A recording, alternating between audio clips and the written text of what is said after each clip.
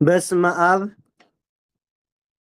ወወልድ ወመንፈስ ቅዱስ አሐዱ አምላክ አሜን። ድሆችም በመንግስተ ሰማይ ቀርባለች ብላችሁ ስበኩ። ሄዳችሁም መንግስተ ሰማያት ቀርባለች ብላችሁ ስበኩ። ድውያንም ፈውሱ፣ ሙታንንም አንሱ፣ ለምጻሙንም አንጹ፣ አጋንንትንም አውጡ። በከንቱ የተቀበላችሁትን በከንቱ ስጡ። ወርቅ ወይም ብር ወይም ነሐስ በመቀነታችሁ ወይም ለመንገድ ከረጢት ወይም ሁለት እጀ ጠባብ ወይም ጫማ ወይም ብትር አታግኙ፣ ለሰራተኛ ምግቡ ይገባዋልና። የሐዋርያ ቅዱስ ማቴዎስ ወንጌል ምዕራፍ 10 ቁጥር 7። የተወደዳችሁ የእግዚአብሔር ቤተሰቦች፣ የእናታችን የቅድስት ድንግል ማርያም የአስራት የበኩራት ልጆች፣ የቅዱሳን ጻርቃን የቅዱሳን መላእክት ወዳጆች አክባሪዎች፣ እንኳን ለታላቁ ቅዱስ አባት አባ ዮሐንስ ሰማዕት እንዲሁም ቅዱስ አባታችን ስምዖን ደቀ መዝሙር፣ አባ ኢሳይስ ዘገዳም አስቄጥስ፣ አባ ገብርኤል ሊቀ ጳጳስ ዓመታዊ ክብረ በዓል እንዲሁም የሱራፌል አምሳል መዘምር ዘበድርሳን ካህን ሊቀ ሊቃውንት ጥዑመ ልሳን ንህብ እንደ ኪሩቤል እንደ ሱራፌል የሆነ ሰማያዊ ምስጋና የሚያመሰግን ታላቁ ሊቁ ቅዱስ ያሬድ፣ ቅዱስ ፋሲለደስ፣ ብፁዕ ኢያቄም ሐና፣ አቡነ ሐራ ድንግልና፣ ማር ሰማዕት ታላቁ ቅዱስ ገላውዴዎስ ወርሃዊ በዓል እንኳን አደረሳችሁ አደረሰን። ሄዳችሁም መንግስተ ሰማያት ቀርባለች ብላችሁ ስበኩ። ድውያንም ፈውሱ፣ ሙታንም አንሱ፣ ለምጻሙንም አንጹ፣ አጋንንትንም አውጡ በማለት ጌታችን ኢየሱስ ክርስቶስ ሐዋርያትን በዚህ በማቴዎስ ወንጌል ምዕራፍ 10 የሐዋርያት የሥራ ስምሪት ወደ ዓለም ሂደው ወንጌልን እንዲሰብኩ ስልጣንን ሲሰጥ ጌታችን ኢየሱስ ክርስቶስ የመልእክቱን እንዲሁም ደግሞ የትእዛዙን ቃል ተቀብለው ታዘው ወደ ዓለም ለመሄድ ጌታ ከነገራቸውና ካስተማራቸው ቃል አንዱ ሂዳችሁ መንግስተ ሰማያት ቀርባለችና ንስሐ ግቡ ብሎ እንዲሰብኩ ነገራቸው። እንግዲህ ስንመለከት በተለይ ጌታችን ኢየሱስ ክርስቶስ እንዲሁም መጥምቀ መለኮት ቅዱስ ዮሐንስ የመጀመሪያውን ስብከት ሲጀምር ጌታም ስብከቱን ሲጀምር ይህን ቃል መነሻ አድርጎታል። ቅዱስ ዮሐንስም ንስው ወእመኑ እስመ ቀርበት መንግስተ ሰማያት፣ መንግስተ ሰማያት ቀርባለችና ንስሐ ግቡ በማለት ቅዱስ ዮሐንስ መጥምቅ ይህንን ስብከት ይጀምራል። ጌታችንም ኢየሱስ ክርስቶስ በማቴዎስ ወንጌል ምዕራፍ 4 ቁጥር 17 ላይ የተባለ ይፈጸም ዘንድ እነሆ ይላል። ጌታችን ኢየሱስ ክርስቶስ መንግስተ ሰማያት ቀርባለችና ንስሐ ግቡ ብሎ መስበክ ጀመረ ነው የሚለን። ምን ጀመረ? ንስሐ ግቡ፣ መንግስተ ሰማያት ልትሰጥ ቀርባለችና። መንግስተ ሰማያት በሰው ዓይን ያልታየች እንዲሁም የሰው እጅ የብልሃተኛ እጅ ያልሰራት፣ ፈላስፎች ያልደረሱባት፣ ጠቢባን ያልደረሱባት እጅግ ውብና መልካም የሆነች የብርሃን አገር መንግስተ ሰማያት እግዚአብሔር ለወዳጆቹ ለአገልጋዮቹ ለንጹሃን ለሰማዕታት ለባህታውያን ለገዳማውያን ለምእመናን ለየዋሃን እንደ ሕጉ እንደ ስርዓቱ ለኖሩ በሕግ በስርዓት በሃይማኖት ምግባርን ከሃይማኖት ጽድቅን ከቅድስና ትሕትናን ከእውቀት ከአገልግሎት ጋር አስተባብረው የያዙ የእግዚአብሔር ልጆች እግዚአብሔርን በአገልግሎት አባታቸውን በአገልግሎት የተከተሉ አባቶቻቸውን ቅዱሳንን የመሰሉ በሃይማኖት በምግባር ወልድ ዋሕድ ብለው የሚመሰክሩ ርቲት ቀጥተኛ የሆነች በተዋህዶ የኖሩ የጸኑ ጋብቻቸውን አጽንተው በሕገ ቤተ ክርስቲያን የፈጸሙ እንዲሁም ደግሞ በዓታቸውን አጥንተው የኖሩ ሃይማኖታቸውን ያስተማሩ ንዑዳን ክቡራን መምህራነ ወንጌል የክርስቶስን ወንጌል እንደ ሐዋርያት ያደረሱ የሚገቡባት የእግዚአብሔር ወዳጆች የሆኑ የሚገቡባት መንግሥተ ሰማያት ልትሰጥ ቀርባለችና ንስሐ ግቡ። ንስው እመን ውስጥ መቀርበት ኢቲ መንግሥተ ሰማያት ማለት ይሄ ነው። እና ሲጀምር ክርስቶስ እንዲህ ብሎ ነው የጀመረው አለ። ንስሐ ግቡ ብሎ ወንጌሉን ጀምሯል ማለት ነው። እናም ጌታ ያንኑ የጀመረበትን ስብከት እንደሱ ነው፣ ልብ በሉ፣ እንደሱ ሆነው እንዲያስተምሩ ሐዋርያትን ሂዱና ወደ ዓለም መንግሥተ ሰማያት ቀርባለችና ንስሐ ግቡ ብላችሁ ስበኩ። ስትሄዱ ደግሞ ምን አለ? ወደዛ ስትሄዱ ደግሞ ምንም ነገር አትያዙ አለ። ምንም ነገር አትያዙ። ስትሄዱ ድዊ ፈውሱ፣ ሙትን ካገኛችሁ አስነሱት፣ ለምስክርነት አቁሙት። ለምጻም ታገኛችሁም ለምጹን አንጹት። አጋንንት ያደረበት ሰው ካገኛችሁ አጋንንቱንም አውጡ። በከንቱ የተቀበላችሁት ያለምንም ክፍያ የተቀበላችሁትን ምንም አይነት ክፍያ ሳትከፍሉ የተቀበላችሁትን ወንጌል ያለምንም ክፍያ ስጡ። ወርቅ ወይም ብር ወይም ናስ በመቀነታችሁ ወይም በኪሳችሁ ሀብትን አታካብቱ። ከባድ ነው እናንተ። ሀብትን አታካብቱ። ለመንገድ ከረጢትም አትያዙ። ከረጢት ወይም በእኛ በአሁኑ ዘመን ከረጢት አንይዝም። የድሮ ሰው ከረጢት ነው የሚይዘው፣ እኛ ግን ሻንጣ ነው የምንይዘው። አያችሁ፣ ልዩነት አለን። አይ ጊዜ ከከረጢት ወደ ሻንጣ ከባድ ነው። ሻንጣ ያው ከረጢት ማለት ያው ሻንጣ ነው። እሺ ከረጢቱን አምጣ ካላችሁ ያው ሻንጣውን አምጣ ነው። ሌላ ምን ሻንጣ ከፍ ስላሉ፣ ከረጢት ግን ያው ሐዋርያት ከረጢት እንዳይዙ እንኳን ሻንጣ እንኳን እንዲያትይዙ ነው ያላቸው ጌታ ማለት ነው። እኛ ግን ተውት፣ ወደሆነ ቦታ ስንሄድ የልብሱ አይነት የምንቀይረው በአይነት ነው አይደል? 3-4 መቀያየሪያ ማሳ አንሄድም። አሁን ነው ይችንም ወደ ውጭ ከሄዳችሁ በኋላ ነችን እንጂ ፊት እንኳን በገጠር 2 ልብስ ነበረ ክትና ዘወትር የነበረ። ከታሪክ እንለወጠው ማለት ይሄ እኮ ነው እናንተ።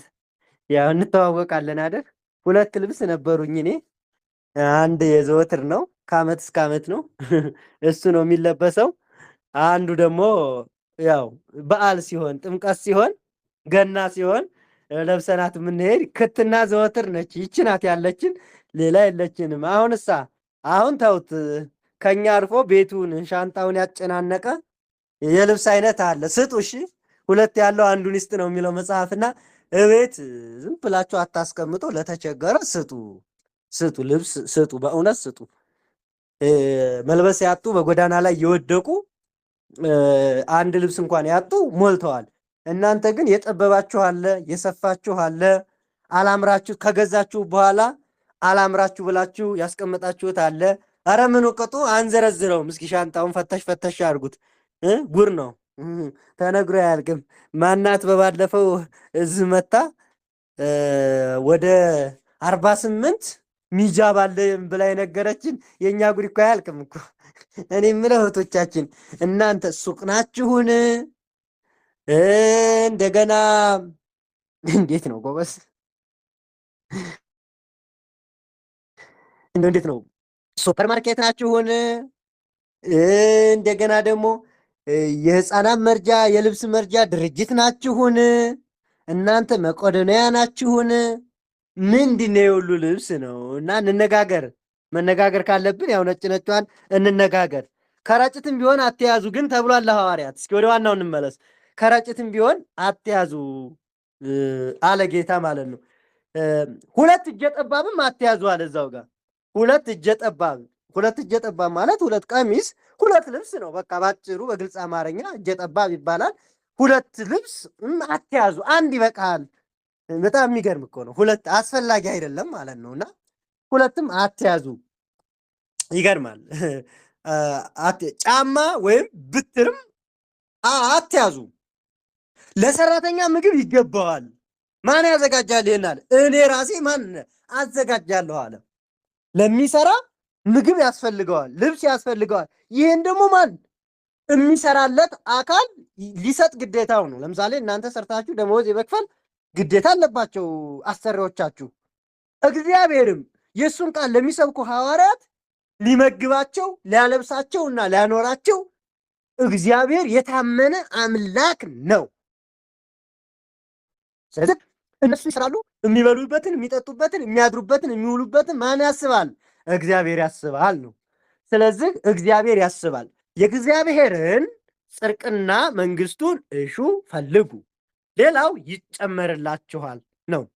እኛ ግን ያው ስስታሞች ነን፣ ይጎልብን ይመስለናል ማለት ነውና ስጡ ነው። ይሄ ትርፋትርፍ ልብስ የምትለብሱትን ብቻ የተወሰነ ልብስ አስቀርታችሁ ስጡ። ታትለብሱት አትጣሉ። እንዲያው አዳዲሱን ሁሉ በውድ ተገዝቶ የሚጣላለና ስጡ ነው። ስጡ ይሰጣችኋል ነው። ይህንን እንድትይዙ ፈልጋለሁ። ስለዚህ ጌታችን ይህንን አለ። አዲያ እንደ ሐዋርያትም የሐዋርያትን ትእዛዝ ሐዋርያት እንግዲህ ይህን ትእዛዝ ተቀብለው ከጌታ ወንጌልን ሰብከዋል። ደቀ መዛሙርት አሏቸው። ከሐዋርያት በመቀጠል ሐዋርያን አበው አሉ። ከሐዋርያን አበው ደግሞ ሊቃውንት አሉ። ከሊቃውንት መካከል እንዲሁም ከአባቶቻችን መካከል የሐዋርያትን ፈለግና አሰረ ፍኖት የተከተለው ቅዱስ ዮሐንስ ጻድቅ ወሰማዕት ነው። በዛሬው ዝክረ ቅዱሳናችን እነሆ ቀን 11ኛ ወር 2018 ወርሃ ሐምሌ 11 ቀን በሚውለው ዝክረ ቅዱሳናችን ወይም የቅዱሳን ታሪክ ስንክሳር ሕይወትና ተጋድሎ መካከል አንዱና ታላቁ የሐዋርያትን አሰረ ፍኖት የተከተለው ቅዱስ ዮሐንስ ጻድቅ ወሰማዕት ነው። ይህ ቅዱስ ዮሐንስ በቀድሞ ዘመን ከነበሩ ታላላቅ አበው አንዱ ሲሆን ሀገረ ሙላዱ ማርብስ ትባላለች። ወላጆቹ እግዚአብሔርን የሚወዱ ምጽዋትን የሚያዘወትሩና በበጎ ጎዳና የሚኖሩ ነገር ግን ልጅ በማጣታቸው ምክንያት ፈጽመው ያዝኑ ይጸልዩ ነበረ። በተለየ ለመጥምቀ መለኮት ቅዱስ ዮሐንስ ልዩ ፍቅር ስለነበረው ዝክሩን ይዘክሩ በስሙም ይመጸውቱ ስለነበረ ቅዱስ ዮሐንስን እጅግ በጣም ይወዱታል። በጣም ስለሚወዱት ዝክሩን ይዘክራሉ፣ በስሙ ይሰጣሉ።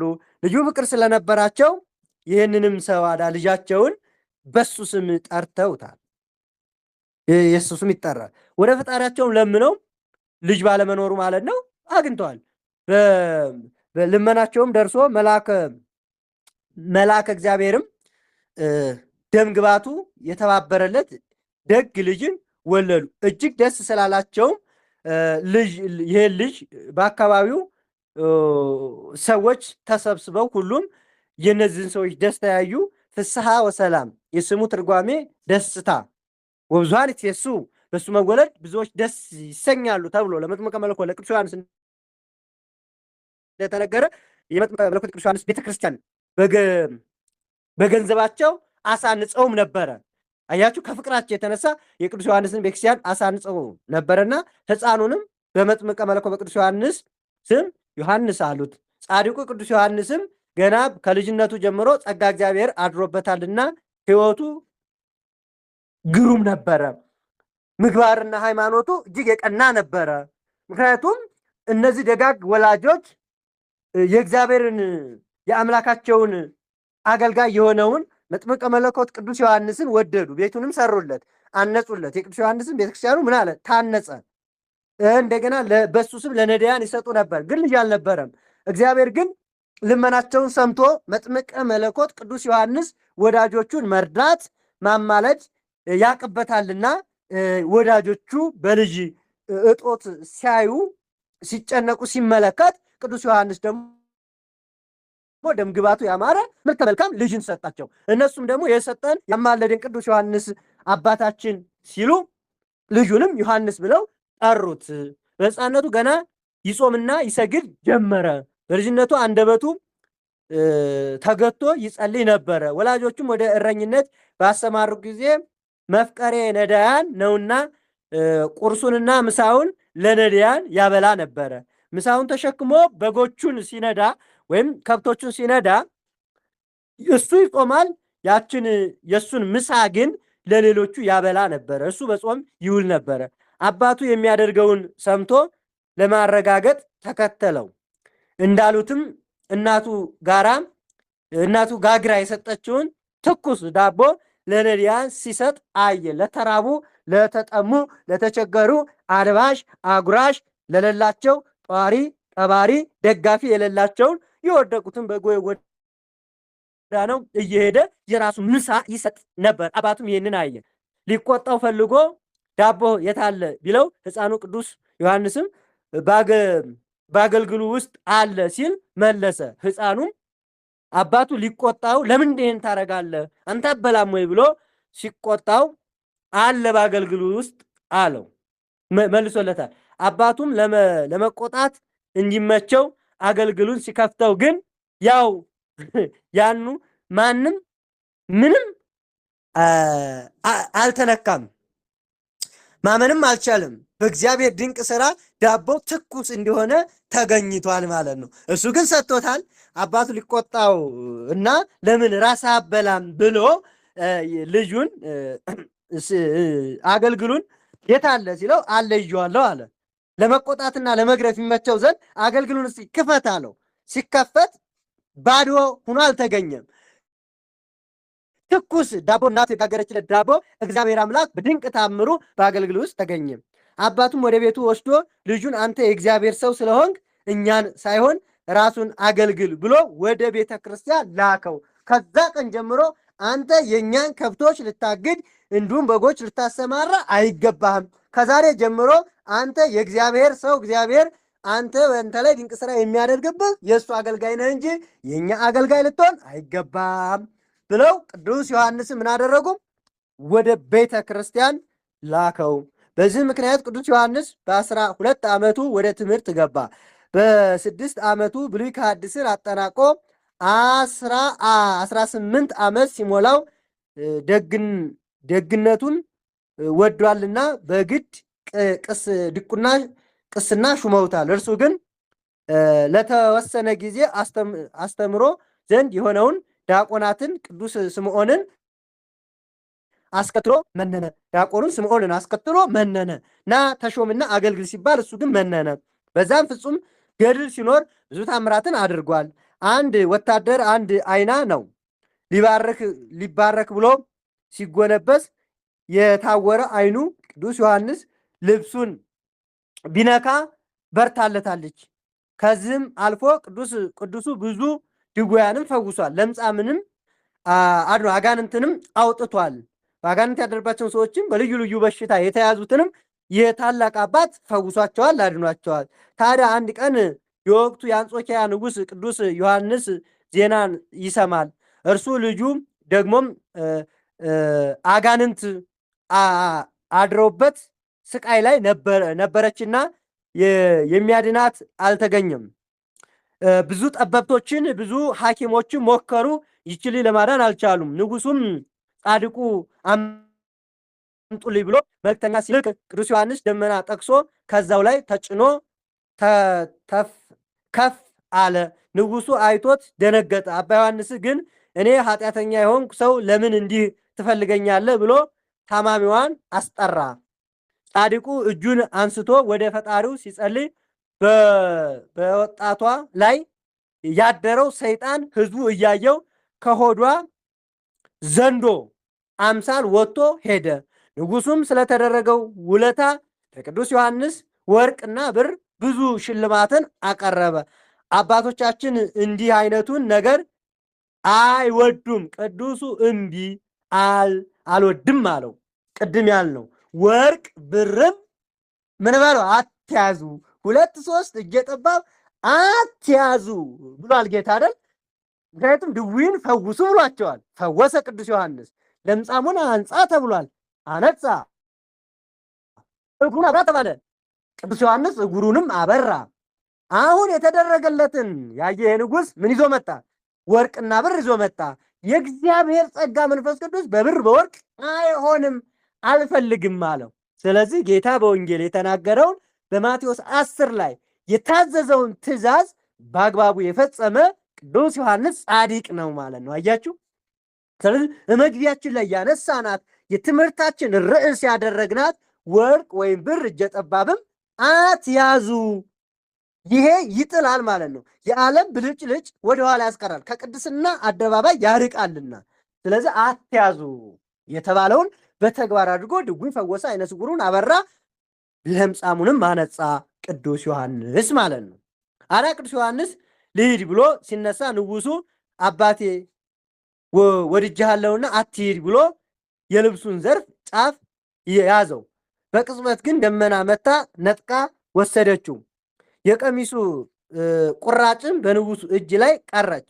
እርሱም ቤተክርስቲያን የአንጾኪያን የተባረከች ጨርቅ በክብር አኖሯታል ማለት ነው። ያችን እንደዛ ሲጓተቱ እኔ እሄዳለሁ፣ አንተ አትሄድም፣ እኔ ወደ አገልግሎት እሄዳለሁ፣ አረ በዝኩን ሲል ንጉሱ ሲጓተቱ ጨርቁ ምን አለ ተቦጨቀች ማለት ነው። ከዛ ቅዱስ ዮሐንስ ግን በእምቢ ሲለው ደመና ተጭኖ ከነሱ ጠፋ ማለት ነው፣ ሄደ። እና የሚገርመው ነገር ንጉሱ ግን ያችን በሚገባ አስቀምጦ ትልቅ በረከት ናት የአባታችን ዮሐንስ እያለ አስቀመጣት ነው የሚለን። የሚገርም ነው፣ አስቀመጣት። ቅዱስ ዮሐንስም ስምዖን ደቀ መዝሙሩ ግን ከብዙ ተጋድሎ ዓመታት በኋላ ሌላ ክብር መጣላቸው። ክርስቶስን ካዱ፣ ለጣዖትም ስገዱ የሚል የሰማዕትነት ክብር የሚያገኙበት አገኙ ማለት ነው። ለጣዖት ስገዱ የሚል ንጉሥ በመነሳቱ ካዲው በጌታችን ስም መሰከሩ። በገድል በተቀጠቀጠ ገድላቸውም ላይ በገላቸውም ላይ ግርፋትን እሳትን ታገሱ። ያ ንጉሥም ምን አደረጋቸው? እነዚህን ሁለት ሰማዕታት ገረፋቸው፣ አሰቃያቸው። ክርስቶስን ካዱ፣ ለጣዖት ስገዱ እያለ እንዳለ ክርስቲያኖችን በሚጨፈጭፍበትና በሚያሰግድበት ጊዜ እነሱ ግን በአደባባይ ክርስቲያኖች በእምነታቸው እንዲጸኑ ይህ አጋንንታዊ የሆነ ጣዖት ነው፣ እግዚአብሔር አምላካችን ጣዖትን ይጠላል፣ እሱ አምላካችን መድኃኒታችን የሞተልን የተሰቀለልን ያዳነን ከድቅድቅ ጨለማ ወደሚደነቅ ብርሃን ከሲኦል ወደ ገነት ከባርነት ወደ ነፃነት ከዳብሎስ ልጅነት ወደ ክርስቶስ ልጅ ወደ መሆን እንዲሁም ደግሞ ከጨለማ ወደ ብርሃን ወደ ትክክለኛው አባቶቻችን ረፍተ ስጋ ረፍተ ነፍስ ወደምትገኝባት ያወጣን ያነጻን ያዳነን እሱ ወልድ ዋህድ ኢየሱስ ክርስቶስ ነው ብለው በአደባባይ መሰከሩ። ንጉሱም ይህን ሲያይ ተበሳጨ። ግርፋትንም እሳትንም አስነድዶ እጅግ አሰቃያቸው። በልዩ ልዩ ጸዋትወ መከራ እንዲፈራረቅባቸው አደረገ። በመከራውም እነሱ ታገሱ። እውነተኛውን የሆነውን ክርስቶስን ማስተማር ጀመሩ። በዛ ስቃይ ውስጥ ሆነው እንኳን አምላካችንን እግዚአብሔርን ያመሰግኑ ነበረ፣ ይዘምሩ ነበር እንጂ መከራውንና ስቃዩን እንደ ስቃይና እንደ መገፋትና እንደ ፈተና አይቆጥሩትም ነበረ። ምክንያቱም ክርስቶስን ተላብሰዋልና፣ ክርስቶስ ከእነሱ ጋር ስለሆነ እውነትን ይዘዋልና በእውነት ውስጥ በእውነት እየተመላለሱ ነውና በዛ ሁሉ መከራ እነሱ ያሰቃይልናል የሚችሉትን አይምሯቸው የፈቀደውንና እነሱ ያላቸው ማንኛውንም ማቴሪያል በመጠቀም እነሱን በስቃይና በብዙ መከራ ጸዋትወ መከራ እጅግ አጸኑባቸው። እነሱ ግን ክርስቲያኖችን እያጸኑ ለክርስቲያኖች መሪ ሁነው በአርአያነት መሪ ሁነው እኛ ለጣዖት አንሰግድም፣ እኛን ምሰሉ እንጂ ሞትም ይሆን እንደገና ሞትም ሕይወትም ብስቁልናም በእሳት መቃጠልም በሰይፍ መሰንጠቅም ሁሉ መከራ ከክርስቶስ ፍቅር የተነሳ ምንም አይደለ ብለው ያን ሁሉ ስቃይና መከራ እጅግ ታገሱ ይለናል። ከብዙ ስቃይም በኋላ አንገታቸው በሰይፍ ተቆርጦ ልክ በዛሬው ዕለት የሰማዕትነትን አክሊል የብርሃን ልብስን ተጎናጸፉ። እግዚአብሔር አምላክም በሰማዕትነት ጸጋ አከበራቸው። መስክረውለታልና ከፀሐይ 7 እጅ የሚያበራውን ከዕንቁ ፈርጥም የሚበልጠውን እጅግ የተወደደውን ልብስ አልብሶ እግዚአብሔር አምላክ የብርሃን አክሊል ደፍቶ እግዚአብሔርም በይባቤ መላእክት እንዲሁም በዳዊት በገና እግዚአብሔርን እያስመሰገነ ወዳጆቼ ብሎ ኑ ሀቡዬ ብሩካን የአባቴ ወዳጆቼ እኔ ወዳጆች ብሎ እግዚአብሔርም ከቅዱሳኑ ጋር ደመራቸው። ምስክርነቱንም ቅዱስ ዮሐንስ በዚህ ቀን ፈጸመ። ቅዱስ ዮሐንስ በዮሐንስ መጥምቅ ስም የዮሐንስ ወዳጅ የሆነ ወላጆቹ ባወጡለት ስም ዮሐንስን መስሎ ልክ እንደ ቅዱስ ዮሐንስ እውነትን እየተናገረ ነገስታትን ሳይፈራ እንዲሁም ደግሞ ልክ እንደ ዮሐንስ ዮሐንስ ቤተ መንግስት ገብቶ የወንድምህን ሚስት የፊልጶስን ሚስት ልታገባ አልተፈቀደልህም እንዳለ ሁሉ ይህም በቤተ መንግስቱ ያሉትን ጣዖት የሚያመልኩ እናንተ ክርስቶስን ክዳችሁ ህዝቡን እያሰገዳችሁ ለምንድን ነው ቤተክርስቲያን እንዲትፈርስ እንዲሁም ምዕመናን እንዲንገላቱ ሃይማኖታቸው ነፃነት ለምንድን ነው የማይኖረው? የወደዱትንና የፈጠራቸውን አምላካቸውን እግዚአብሔርን ማምለክ ሲገባቸው ለምንድን ነው ተጽዕኖ የምታደርጉት? ስለዚህ እውነተኛይቱ ሃይማኖት ክርስትና ናት። ክርስቶስን ማመን ነው፣ ክርስቶስን መከተል ነው እንጂ ለምንድን ነው ብሎ ሳይፈራ ሰተት ብሎ ቤተ መንግስት ጮማ እየቆረጡ ጠጅ እየጨለጡ እንዲሁም በዝሙትና በግልሙትና የተለያየ ኃጢአትን እየሰሩ ሲጨማለቁ የነበሩትን ነገስታትን የገሰጸ መምህር ወመገስጽ አባቱን ቅዱስ ዮሐንስን የመሰለ መጥምቀ መለኮት ቅዱስ ዮሐንስን የመሰለ ታላቅ ገናና አባት ነው። ይሄ ገናና ታላቅ አባት ታዲያ ጌታችን ባስተማራት ወንጌል መሰረት ወርቅና ብር ንጉሱ እንካ ውሰድ ሲለው እንኳን ያንን ወርቅና ብር ያልተመኘ ነው። ወርቁንም ሲያቀርብለት ሁሉ ሲያመጣለት ምድራዊ ነገር ያላታለለው ነው። በምድር ሽልማት እንዲሁም ደግሞ በምድር ያለው ተድላ ደስታ፣ ማግባት፣ መውለድ እንዲሁም ደግሞ በዓለም ያለውን አልፈለገምና እሱ ግን መንኖ መኖርም ፈለገ። ለአጋንንት መዶሻ የሆነ አጋንንት ያደረባቸውን በእነሱ ላይ ያለ የሰለጠነውን አጋንንት በጸሎቱ ኃይል የሚያጠፋና የሚያወጣ ነው። አይነ ስውር የነበረውን አይኑን የሚያበራ በልብሱ ዘርፍ እንደ ጳውሎስና እንደ ጴጥሮስ እንደ ዮሐንስ በልብሱ ዘርፍ ይፈውስ ነበረ። የጴጥሮስና የጳውሎስ ልብሱ ምን ይላል? ልብሱ የነካቸው ልብሱን የቅዱስ ጳውሎስ የለበሰውን ልብስ ሲያገኙ ህመምተኞችና ድውያን እንደሚፈወሱ የቅዱስ ዮሐንስንም የዚህን አባት ልብሱ ቢነካው ያ ወታደር አይነ ስውር በጦርነት አይኑ ጠፍቶ አንድ አይና የነበረው ሰውዬ አይኑ በርታለች። ስለዚህ በአገልግሎት አባቶችን ሐዋርያትን የመሰለ ታላቅ ቅዱስ ገናና አባት ነው። ይህ አባት አያ በዚህ ድንቅ ስራው አገልግሎ የክርስቶስ ምስክር ሆኖ ሰማዕት የሆነ ነው። እግዚአብሔር በዚህ ቅዱስ ይማረን። ስለዚህ ጌታ በወንጌል ምን አለ? ወርቅ ብር እጀ ጠባብ አትያዙ፣ ግንሳ መንግሥተ ሰማያት ቀርባለችና ንስሐ ግቡ፣ ድውዩን ፈውሱ፣ ለምጻሙን አንጹ፣ በከንቱ የተቀበላችሁትን በነፃ ስጡ። እኔ በነፃ እንደሰጠኋችሁ እናንተም በነፃ ስጡ። ስለዚህ ለሚሰራ ምግብ ያስፈልገዋል። አዎ ያን ምግብ ያዘጋጃለሁ። ወደ የምትገቡባት ከተማ ስትገቡ ሰላም ለዚህ ቤት በሉ። ሰላማችሁን ቢቀበሉ የእናንተ ሰላም ለነሱ ይሆናል። ባይቀበሉ ግን የእግራችሁን ትቢያ አራግፋችሁ ውጡ። ለነዛ ሰዎች ግን እናንተን ያልተቀበለ ግን በፍርድ ቀን ከነሱ ይልቅ ለሰዶምና ገሞራ ይቀርላቸዋል። ስለዚህ እናንተን የሚቀበል እኔን ይቀበላል፣ እኔን የሚቀበል የላከኝን ይቀበላል። አዎ ስለዚህ እናንተን ሳይሆን እኔን ነው የተቀበሉት። የገፉት እኔን ነው። እናንተን ሐዋርያትን የተቀበለ ግን እኔን ተቀበሏል። እኔም ከሱ ጋር ሆናለሁ። በውጭ ቁሜ ደጁን አንኳኳለሁ። የሚከፍትልኝ ቢኖር ወደ ውስጥ እገባለሁ፣ ገብቼም ከሱ ጋር ራት እበላለሁ አለ መድኃኔዓለም። ስለዚህ በበር ቁሞ ምን ይላል? የልቦናችንን በር እያንኳኳ ነው። ልባችንን ስንከፍትለት ይገባል። ከእኛ ጋር ምን ይላል? እራትን ይበላል። አሁን ክርስቶስ የሚበላ ሆኖ አይደለም፣ ከእኛ ጋር ይሆናል። እኛ ጋር ምን ይላል? ይሆናል፣ ይባርከናል ከእኛ ጋር ማለት ነው።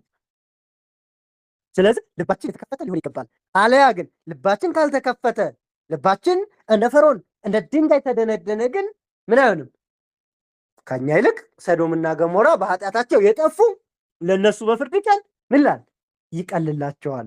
ስለዚህ ሐዋርያት ምንም ሳይዙ ምንም ነገር ሳይዙ ሂደው ወንጌልን የሰበኩ እውነትን የመሰከሩ የተጨነቁትን ያረጋጉ በድቅድቅ ጨለማ የሚኖሩትን ወደሚደነቅ ብርሃን እንዲመጡ ያደረጉ ለምጻሙን የፈወሱ ሙታንን ያስነሱ ድውይን የፈወሱ እጅግ ልዩ ገቢረ ተአምር ሲያደርጉ የቆዩ የነበሩ ድንቅ ናቸው።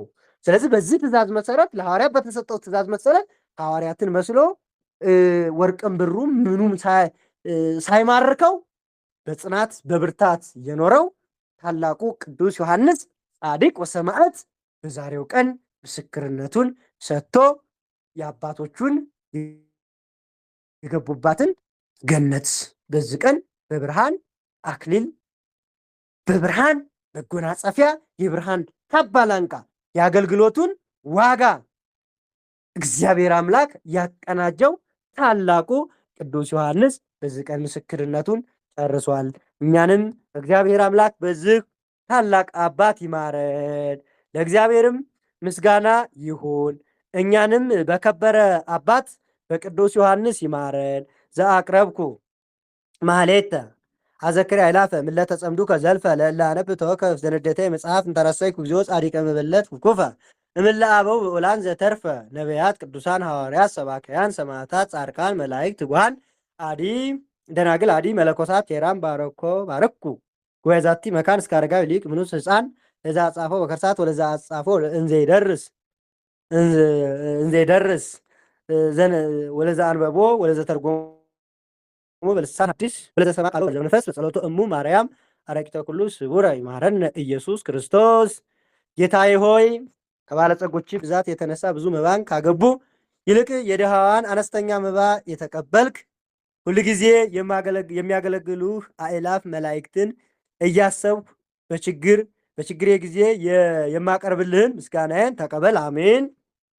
እናንተ ቅዱሳን ነቢያት፣ የወንጌል ሰባኪያን ሐዋርያት፣ ሰማዕታትና ጻድቃን፣ ትጉሃን መላእክት፣ ፍጹማን ደናግላን እንዲሁም ደጋጎች መለኮሳት ሆይ ልጅ አዋቂ ሳይለይ የምንሰበሰብባትን የጉባኤ ቤታችንን ባርኩልን። አሜን። ይህንን መጽሐፍ ወረቀት አዘጋጅቶ ብራናውን ዳምጦ የጻፈውንና ያጻፈውን ከግዕዝ ወደ አማርኛ የተረጎመውን ቃለ ንባቡን በእርጋታ መንፈስና በተመስጦ ሕሊና ያዳመጠውን እንዲሁም ቃለ ንባቡን በሚገባ ያሰማውን ያስተማረውን በደላን ሁሉ የምታሰይ ጌታችን እናት በማርያም ጸሎት ጌታችን መድኃኒታችን ኢየሱስ ክርስቶስ ሁላችንንም በአንድነት ይማረን። አነሳስቶ ላስጀመረን አስጀምሮም ላስፈጸመን ለልዑል እግዚአብሔር ክብር ምስጋና ይሁን። አሚን። ወስብሐት ለእግዚአብሔር ወለወላዲቱ ድንግል ወለመስቀሉ ክቡር። ይቆየን። ይህ ዝክረ ቅዱሳን ነው። ፍቅር ያግብረኒ ከመ እነግር ዜናሁ ለቅዱሳን። የቅዱሳንን ዜና ተጋድሎ እናገር ዘንድ ፍቅራቸው ያስገድደናል።